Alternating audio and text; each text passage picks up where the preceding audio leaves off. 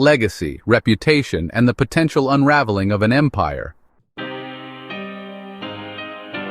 Assistant District Attorney Emily Johnson, her voice sharp and unwavering, delivered a blistering opening statement. Diddy, she argued, was not just a flawed celebrity but the head of a criminal enterprise. His companies, his wealth, his influence, all tools used to manipulate and exploit vulnerable women. Johnson painted a chilling picture of Diddy as a master manipulator, using his charisma and power to lure women into a world of abuse. She spoke of a pattern of coercion, violence, and degradation. She used the term kingpin, a word usually reserved for drug lords, to drive home the severity of the accusations. The courtroom, silent just moments ago, buzzed with whispers.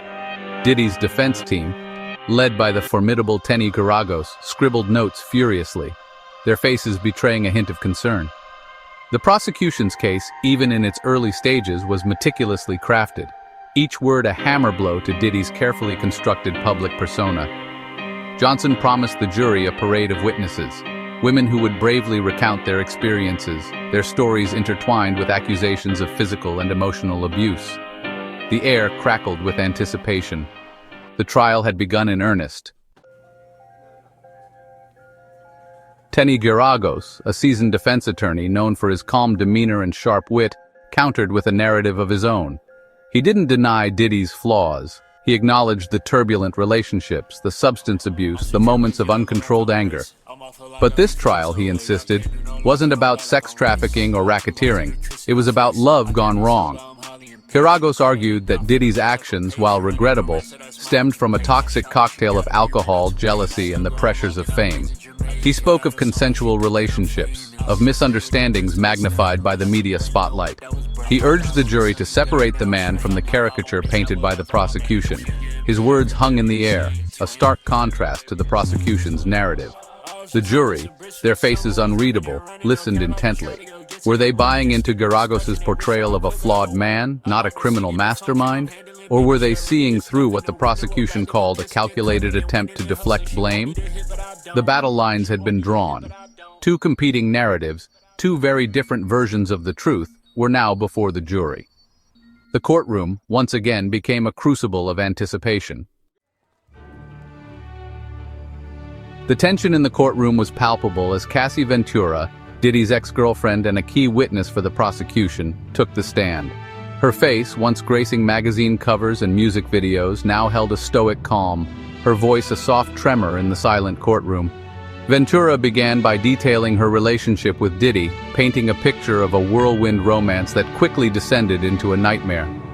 She spoke of Diddy's controlling nature, his possessiveness that morphed into emotional and physical abuse. The courtroom, accustomed to the polished world of celebrity, was now privy to the raw, unfiltered account of a woman who claimed to have endured years of torment. Ventura's words, measured and deliberate, painted a disturbing picture of a relationship built on fear and control. As Ventura spoke, Diddy's face remained impassive, a mask obscuring any emotion. But the tension in his posture, the way his jaw clenched periodically, betrayed his inner turmoil. The courtroom, captivated by Ventura's testimony, held its breath, hanging on to her every word. Section 5. A toxic cycle. Ventura details years of abuse. Ventura's testimony unfolded like a slow burn, each detail adding to the growing picture of a relationship defined by manipulation and abuse. She described Diddy's explosive temper, his violent outbursts that left her bruised and terrified. One incident, recounted in chilling detail, involved Diddy dragging Ventura by the hair, her screams echoing through their opulent home. Another described a hotel room trashed in a fit of rage, Ventura cowering in fear as objects flew past her. The courtroom gasped as Ventura described the aftermath of these attacks, the shame she felt, the fear that kept her silent. The prosecution, their strategy clear, wanted to show a pattern of abuse, a cycle of violence that escalated over time. Ventura's voice, though soft, resonated with a quiet power. She spoke of the psychological manipulation, the constant degradation that chipped away at her self-worth. Her testimony, raw and unflinching, painted a harrowing portrait of survival. Section 6. Freak-offs. Descent into degradation and fear. The courtroom listened, captivated and appalled, as Ventura revealed a particularly disturbing aspect of her relationship with Diddy, the freak-offs. She described drug-fueled orgies orchestrated by Diddy, where she felt coerced into participating out of fear of his violent reactions. Ventura recounted how Diddy would hire escorts, the encounters often lasting for days, fueled by a cocktail of drugs and alcohol. She described feeling trapped, her body violated, her spirit broken. The details, graphic and disturbing, hung heavy in the air. Ventura's testimony painted a picture of a man who derived pleasure from degradation, who used his wealth and power to control and manipulate those around him. The courtroom, used to the sanitized world of legal proceedings, was now confronted with the ugly reality of Diddy's alleged actions. The silence, broken only by Ventura's voice and the occasional gasp from the gallery, spoke volumes. Section 7. Corroborating accounts. Witnesses paint a damning picture. Ventura's explosive testimony was just the beginning.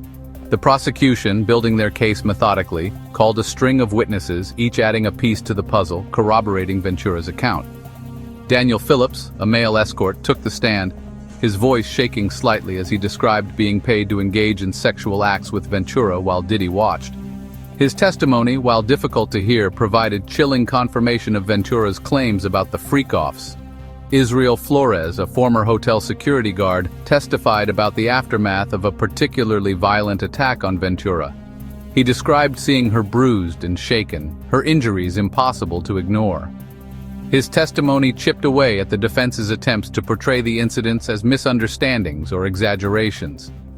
Each witness, with their own unique perspective, added to the growing tapestry of accusations against Diddy. Their courage in coming forward to speak their truth was palpable. Section 8. The weight of evidence, surveillance, substances, and silence.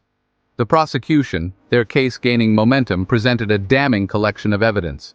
Surveillance footage from the hotel where Flores worked showed Diddy in a fit of rage, striking Ventura and dragging her by the hair. The images, grainy but undeniable, silenced any lingering doubts about the veracity of Ventura's claims. The courtroom watched, transfixed as the video played, the violence unfolding before their eyes.